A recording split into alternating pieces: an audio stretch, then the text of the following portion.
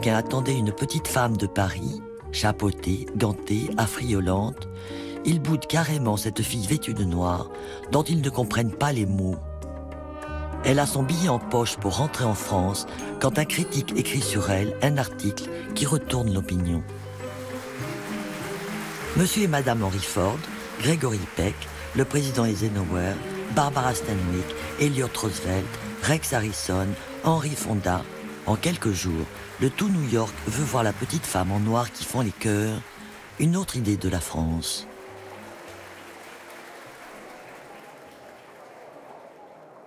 Un soir, c'est Marlène Dietrich qui pousse la porte de sa loge.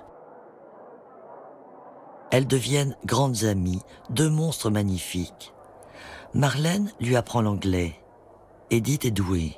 Et comme Marlène, c'est une bosseuse, une perfectionniste. Piaf a son tube. On le lui réclame chaque soir. C'est La vie en rose qu'elle leur chante maintenant dans son anglais tout neuf. Elle en a écrit elle-même les paroles et la musique.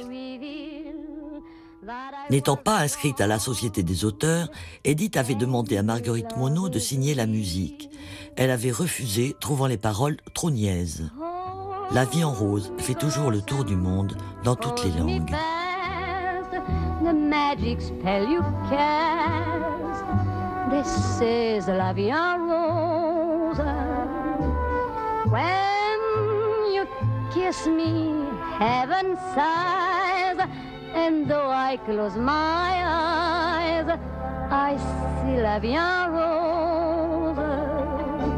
Et dès que je l'aperçois, alors je sens en moi mon cœur qui bat.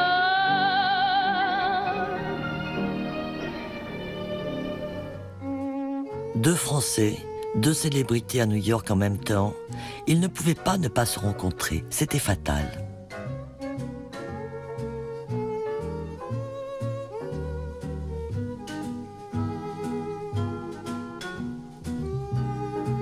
Fatalité tragique. Est-elle aimantée par un nouveau rendez-vous du destin? Elle y va tête baissée. Dès qu'elle le voit, elle le sait. C'est son homme, elle en est sûre. Il est fort, il est doux.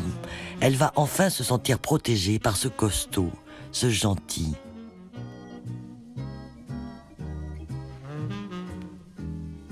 Cerdan ne résiste pas à cette volonté absolue qu'elle a de l'aimer, comme elle n'a jamais aimé personne.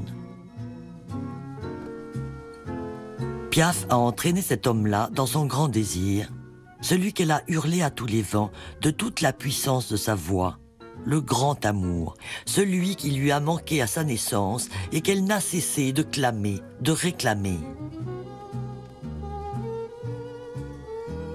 Monsieur Marchand